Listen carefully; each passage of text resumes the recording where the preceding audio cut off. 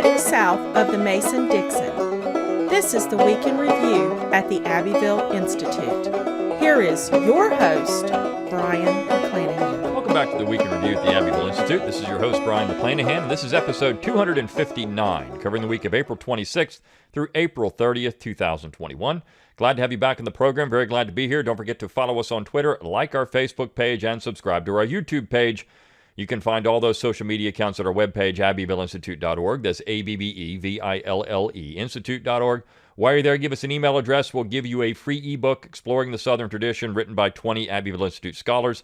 It is a great book, and it's yours free of charge just for giving us an email address. If you give us that email address, you'll get our Daily Dose of Dixie Monday through Friday or Tuesday through Saturday. Depends on sometimes how things work out. But you do get that 5 days a week. So please don't drop us if you get 5 emails a week. It's not a whole lot. We do send a few more if we're doing things like events or fundraising. So there are times that we try to contact you. It's our way to get in touch with you. If you like us, we want to know you like us, and we want you to support our cause. And so that said, we do exist on your generous contributions alone. So if you do like our website, our podcast, our conference webinars, our conferences, our books, our videos, if you like all that kind of stuff, well, consider a tax-deductible donation to the Institute. It is tax-deductible to the full extent of the law, and it does help us keep all these things going. None of this is free of charge, and so we do appreciate greatly appreciate your support, because the other side has got a lot more money than we do, and so it's important for us to try to do everything we can to push back against these things. Also, I want to remind you that our summer school comes up in July. It is virtually sold out.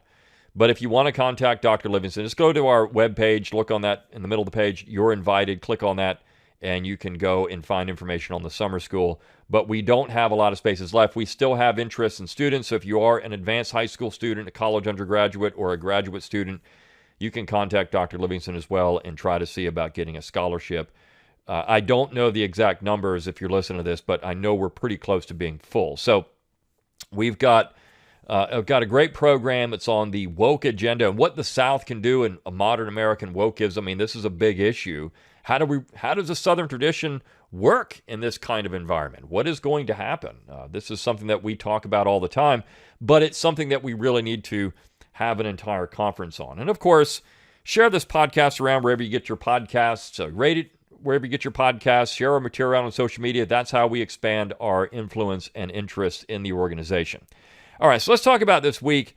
Of course, if you follow the news at all, you know there were several news stories about the fact that some states have Confederate Memorial Day holidays. And, of course, that's archaic. You can't do that anymore. Can't have Memorial Day. Well, we all know, and I mean, years ago I wrote a piece talking about the Confederate origins of Memorial Day, which is important. I mean, look, we don't have Memorial Day without the Confederacy. It doesn't exist. Now, for a time, David Blight, in his book Race and Reunion, talked about how, no, we wouldn't have Memorial Day if it wasn't for former slaves who did this one-off thing in Charleston after the war, right near the end of the war. We wouldn't have Memorial Day at all. That was the first Memorial Day. And so you see this being circulated around now. While that was a memorial event, the fact that we have a Memorial Day is only there because of women in Columbus, Georgia. Now, I know Columbus, Mississippi also likes to say they had the first Memorial Day, but they called it Decoration Day back then. But Columbus, Georgia, Linwood Cemetery, there's actually a photograph of this event out there. And this was going to be an annual event. And so that is why it's considered the first Memorial Day. And then, of course, the Grand Army of the Republic, the GAR, decided they were going to get in on the action, and they started having their own Memorial Day. So Memorial Day itself, which of course is in May, the Union side of it, but of course the Confederate side of it, Decoration Day, was in April. And even Memorial Day, there used to be honor for Confederate veterans as well, veterans of all American wars. That was the whole point. Now you can't honor Confederate veterans because those guys are just evil traitor, racist traitors. Regardless of the fact that, as I'll talk about in a piece this week, I mean, you can say the same thing about Union soldiers as well. If you're going to say they were say loyal to the United States, not the traitor part, but certainly the racist part. So, I mean, are we just going to start honoring people that aren't racist in America? I mean, this is where we are in an unproductive way in American history, where we are sitting here debating who is the least racist among these people. It's just stupid. It's absolutely stupid, but this is what the left wants us to do. And you know what? They take everything out of context. They don't understand terms. They don't understand language. And I'll talk about that with a piece that I wrote this week on Wednesday. I'm sorry, on Thursday when I wrote the piece. But let's talk about this material we have for this week. We actually had two pieces dealing with Southern literature, so let me do those first, and then I'll get into the other stuff. But on Tuesday, Clyde Wilson talked about a privately published book of poetry, collection of poetry. And people don't realize how important the Southern literary tradition is to Southern culture and history. Literature is a reflection of a people in a time. Faulkner is a reflection of a place and a people and a time. His Mississippi. And that's important to remember when you talk about Faulkner. Or you talk about Poe, who's a reflection of a people, a place, and time, Virginia, in the early 19th century, early to mid-19th century. Poe is a Virginian. I mean, there's no way around that. He hated, despised New England literature. Hated it. And we don't often talk about that with Poe. But when you look at literature and you look at how it reflects a time, and so this piece that Clyde wrote, Daybreak in Dixie, it has a beautiful poem, which was a reflection on the destruction of Silent Sam. These poems are going to go down. I know we're going to see all the other wokest stuff around there and all these other things, and all the destruction. We're going to leave these things destroyed, and we're just going to have spray paint all the pedestals. We're going to put a toilet on top of that. Isn't that great? But these things, these poems, as I'm going to, when I talk about the other poem, how important this is, these things are going to be lasting monuments to the times in which we live in. So let me read this. This is by, the author is Linda Lee, privately published in 2019. But the poem goes this way. He watched them spray paint evil words with minds filled up with hate. He watched as crowds began to curse. He felt them pull him down. He felt the crushing of their feet by others standing round. Sam wondered why the cops stood by, no lifting of their hand. Would no one there protect him now, back home on Southern land? Our history is now being lost by those we've never known, and those that went before us now are never welcome home. Somewhere along the path of time, some things have gone awry, and they expect us to stand down and watch our Southland die. And so this mourning of a statue, I mean, think about the stupidity of people tearing down statues. The French did this. And of course, this happened during the American War for Independence in some cases. Tearing down a king, though, it happened there. But what did this statue ever do to anybody? Nothing. In fact, we've had Ben Jones talk about, who's considered for most of his life to be a liberal, right? I mean, Ben Jones served as a Democrat in Congress.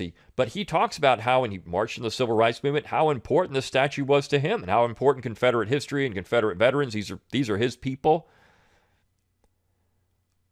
For generations, it didn't matter if you're on the left or the right in the South, you still admired the Confederate soldier. And if you were in the North, you admired the Confederate soldier for many different things. Now, you could say that you opposed his cause, and you could say whatever that cause was to you. And of course, Northerners did this. But what they never did was spit on the honor and the valor of the Confederate soldier. And then you have the piece on Friday by Jim Kibler, who is one of our great scholars at the Abbeville Institute. And he wrote this poem in February 2021. And when he sent this to me, he said that, poems are things that cannot be taken away from us. And I won't use the colorful language he used in that, but because we try to keep this podcast, PG.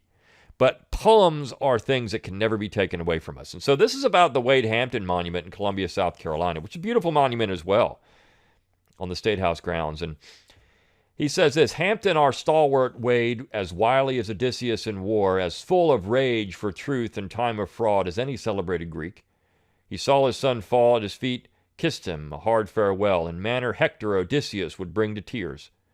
turned back to battlefield which he controlled, as full of righteous anger as Achilles ever knew. Remains the story of the power in his arm that wielded on this mount a burnished broadsword Roman style. He fought until the end, to time when Appomattox was already distance past, to build again a burned and tragic home, a hero to his land, who sent him to defend again in nations torn and still divided halls, until unseated by a demagogue. His friends assured, your state will send you back through legislative act.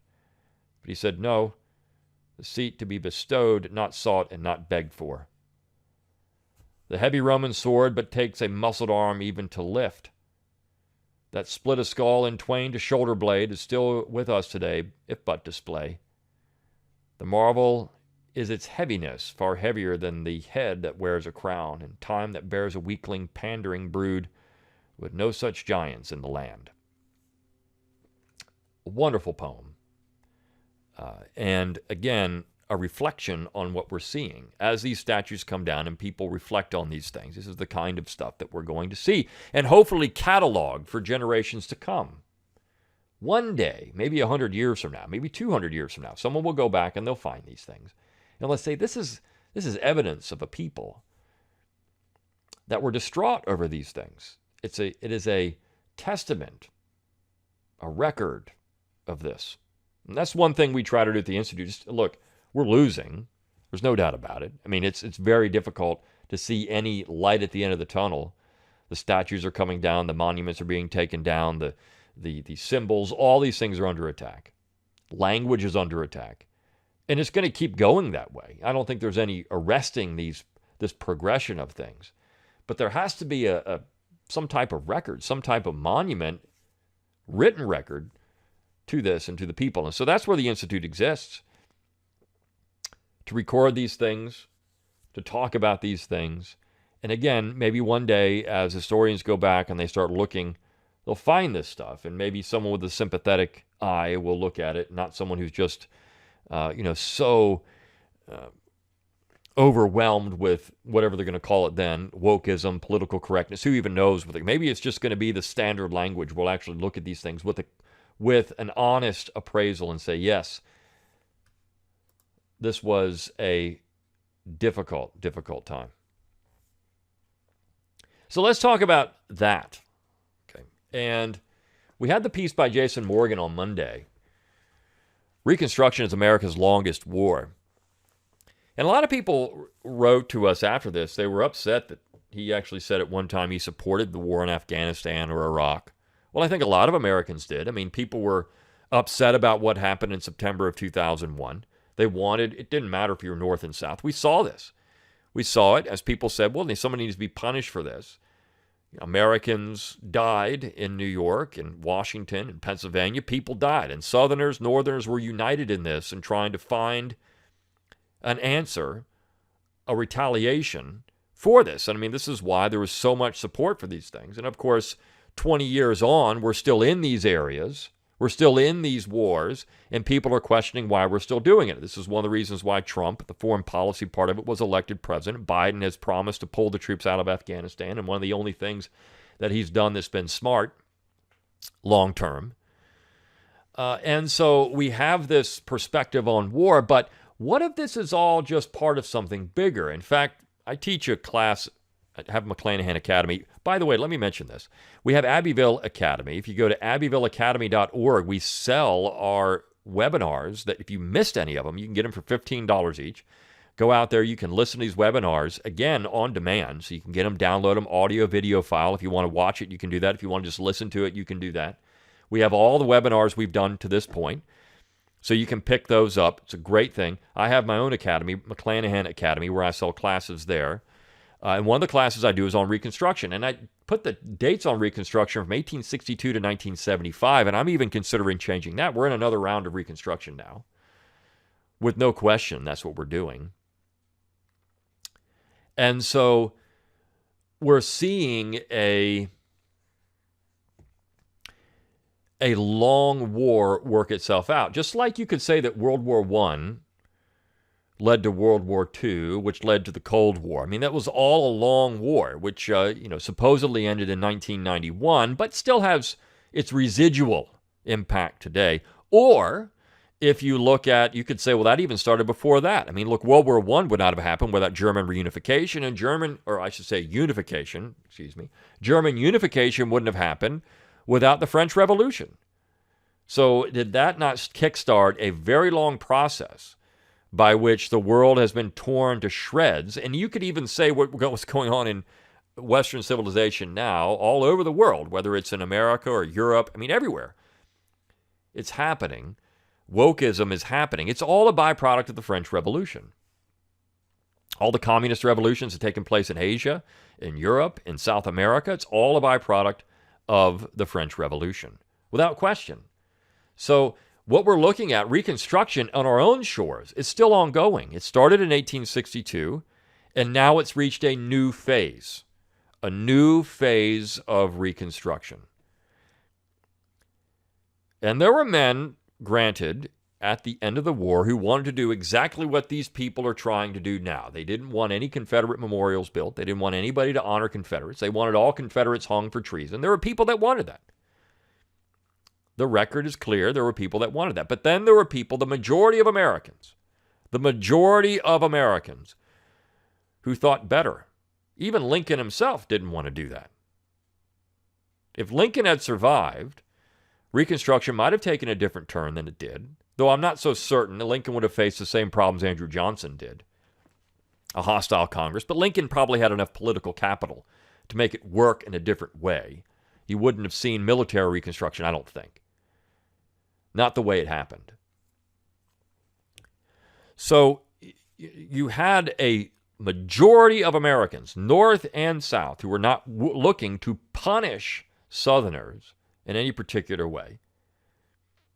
And as these things played out, as we talked about Memorial Day, you started seeing small celebrations in cemeteries. Southerners were a little bit timid to try to do anything else because they didn't want to draw too much attention, and they were apolitical. This is the thing you have to understand. All of these memorials, all of it's all apolitical. Every now and then you get somebody making a political statement saying, and the things they would say, and I'll get into this when I get to the piece I wrote on Thursday, have been taken way out of context now. But you would get these sort of political statements, but usually it was all about the men, Lee, Jackson. It was about the men that died, the common soldier. And it was North and South. You had monuments all over the United States being built in the late 19th century for all kinds of things, not just the war, but also the American War for Independence, for the French and Indian War. I mean, you had memorials being built all over North America for different things. It was part of a period of time in Western civilization where people like to build monuments. We don't do this as much anymore.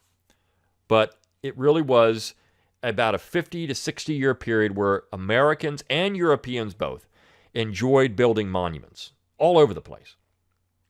You can say into the early 20th centuries, from about the 1860s until, say, the 1930s, maybe into the 40s. So you had about an 60 to 80 year period where you had substantial interest in monument building. Again, not much anymore. Americans just don't do this. And so now we're interested in tearing them all down. And I think that's a product of the fact that we don't have heroes anymore. You can't admire people because they have some type of skeleton. They said something that was insensitive. They did something that was insensitive. You can't admire these people. And look, everybody's going to be canceled at one point or another. It's not just going to be people on the right or conservatives, conservative Southerners. It's not just going to be those people. There's going to be other people canceled as well. How long before, say, Martin Luther King is canceled because he was more interested in reconciliation than anything else, or because of what was on the FBI tapes that was damning to King? I mean, how long before he's canceled? I don't know. We're going to see this. This is what wokeism does. It's a buzzsaw. It tears everything up. This is what happened in the French Revolution. It got to a point where it consumed its own, and it's going to. It has to. And it already is in some cases. It already does consume its own at times. But Reconstruction, as Jason Morgan points out, I mean, this is an ongoing thing. We've been doing this now since 1862. Here we are, 150 years later, 160 years later, still doing Reconstruction. We're still recreating the United States. It's what Obama said in 2009. We're going to continue the process of remaking America. Remaking America. Does America really need to be remade? And can it be remade without completely abusing what it really was? So that's a good question. I think Jason Morgan has done an excellent job in this particular essay pointing that out. And then, of course, we have the other couple of pieces. One thing, the Earl Starbuck is writing a wonderful series on Robert E. Lee. We're going to have another part to this. This is a wonderful series of essays, and it humanizes Lee. You see, one of the things we're seeing with all these attacks on monuments, individuals, Lee, for example, it's all to dehumanize the man. He's just a traitor, a symbol. He's nothing. He's not even human. You can do and say whatever you want about Robert E. Lee because he is not human. And that is the problem. Southerners this is what was happening before the war. I mean, Southerners were demons. Southerners were vomit. They were nothing. And I think that's something that we're confronting again. The dehumanizing of people in the South, of the dead, because they don't exist. They can't speak for themselves anymore. So you can just call them all kinds of names, anything you want. They're just monsters. But I think Starbuck has done a great job in the last two essays, and he's going to continue to do it in this series, humanizing Robert E. Lee. Robert E. Lee the Christian, Robert E. Lee the father. Who is this guy, and why should we admire him? Not just in the South, but in America. Why should Americans admire Robert E. Lee? What is about Robert E. Lee that is worthy of admiration? Can we say that every man has fallen? Of course. Can we say that every man has bad things? Of course. But at the end of the day,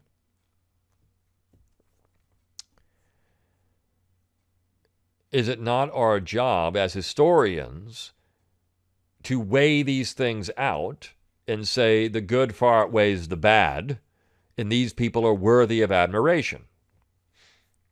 But that's not something that the left wants to do. In fact, let me get to the piece I wrote on Thursday. Twitter historians get it wrong again. This is based on Marjorie Taylor Greene's America First committee, or whatever she was going to create, caucus, that was going to be based on Anglo-Saxon traditions. Now, I think she meant Anglo-American. I don't know. She's too dense and inexperienced to really know what she's saying.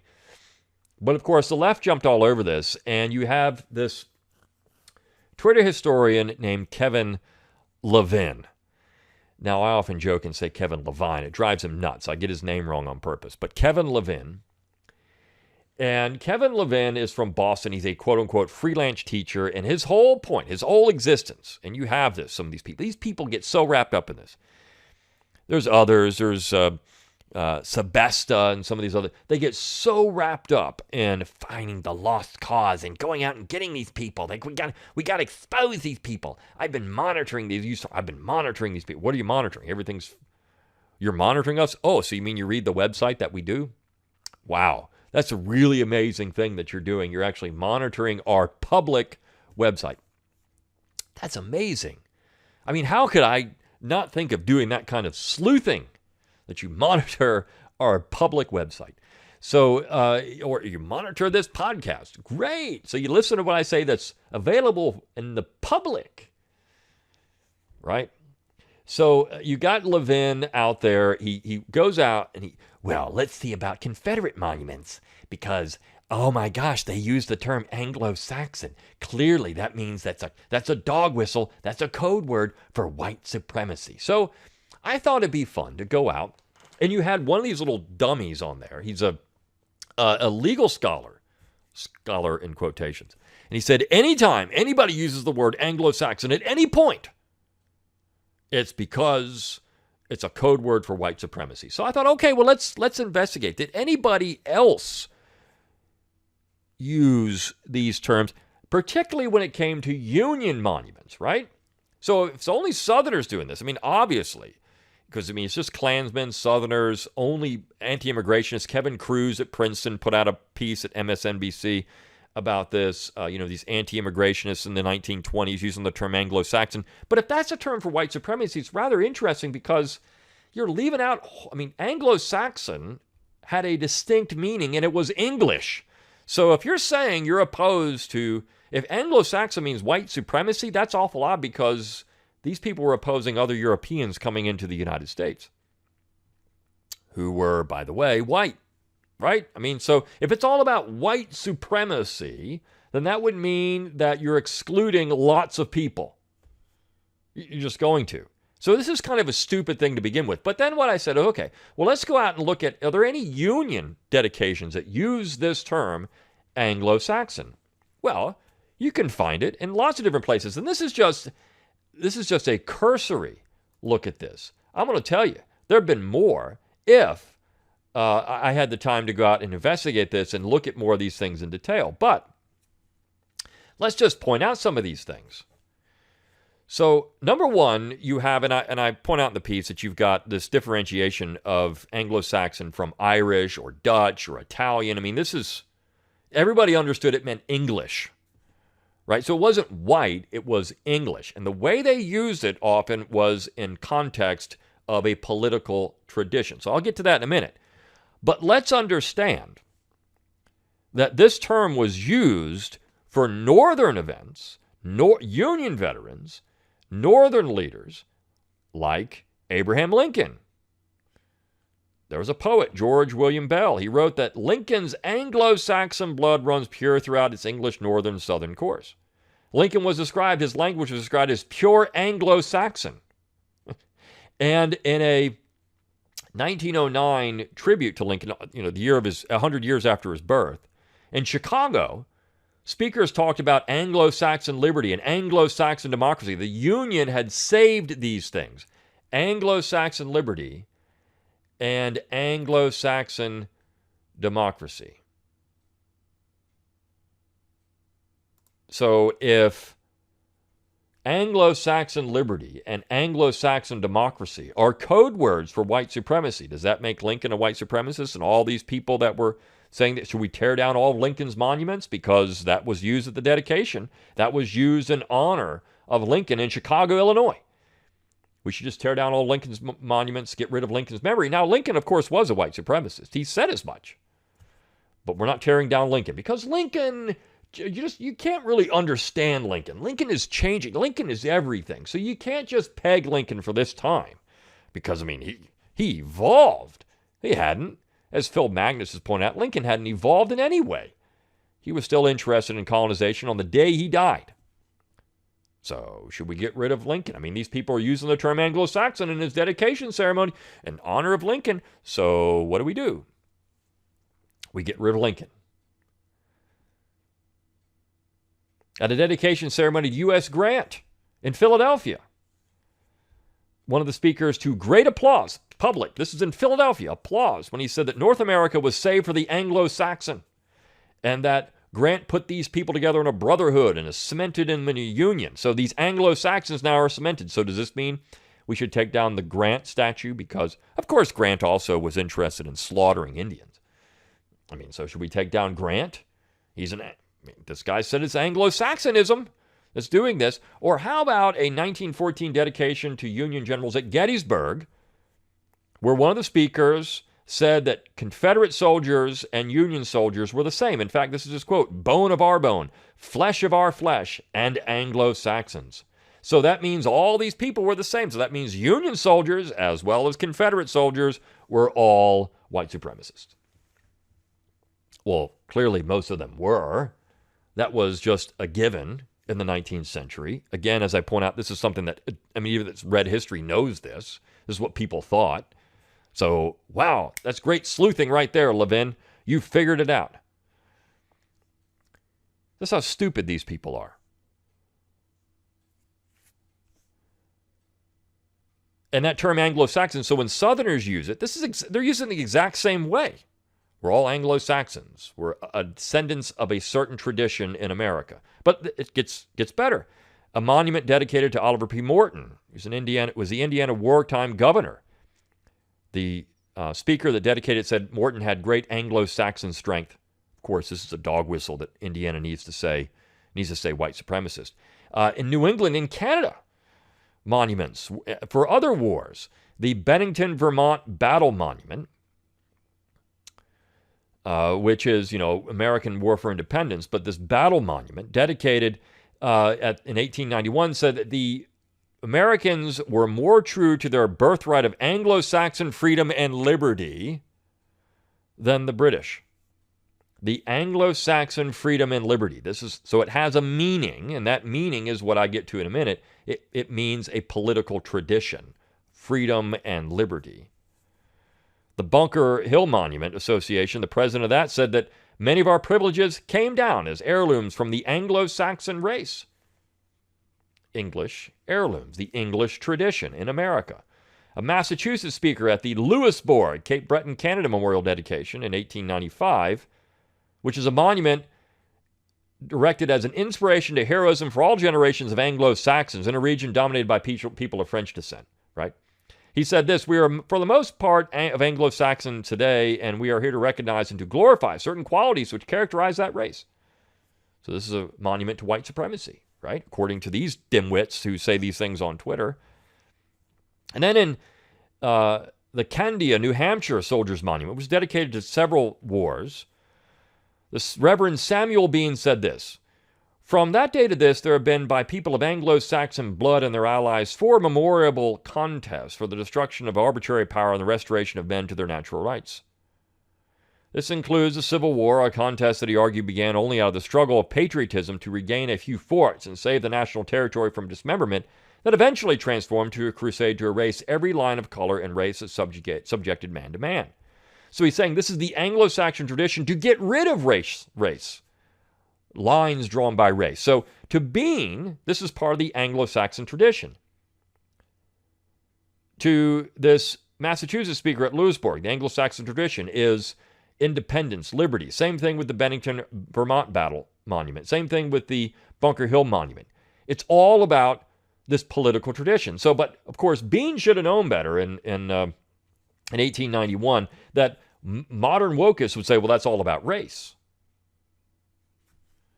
Eliminating race is all about race. So it depends on where you are and how the term is used. But not to these dippies who think it's anytime you say it, it's white supremacy. So as I say here, most Americans in the 19th and early 20th centuries, North and South, understood the phrase Anglo-Saxon traditions and Anglo-Saxon civilization to mean self-government, heroism, individual liberty, the rule of law.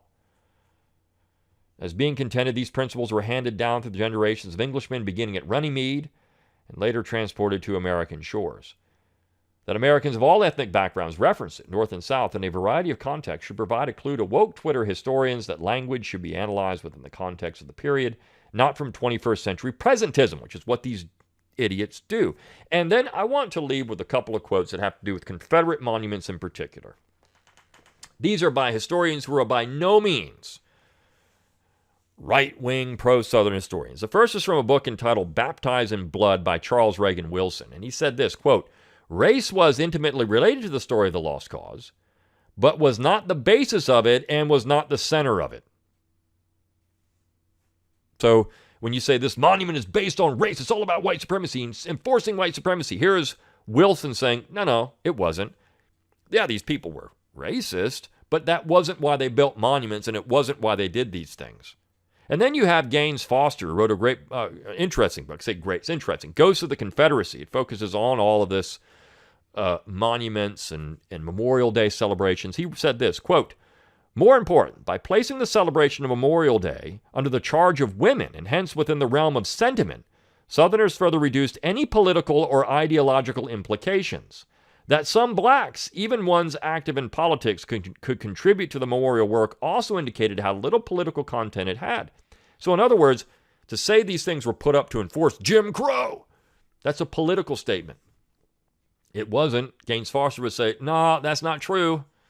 That didn't happen. In fact, his section on the Lee Monument in Richmond, which is now spray painted and destroyed, is one of the best of the whole book. He talks about the, hundreds of, over 150,000 people that showed up for that monument and the ceremony that it involved and how it was just an amazing event. It wasn't put up for white supremacy at all. But that's what we're told. Oh, the people that built it around there in these white suburbs went out there just because they wanted to be around white supremacy. I mean, this is the kind of stuff you get, the stupidity of all these people. It should be embarrassing for them. They should be embarrassed to make these statements, but they don't. They don't show any remorse or embarrassment because they're too dim-witted to understand how stupid they really are.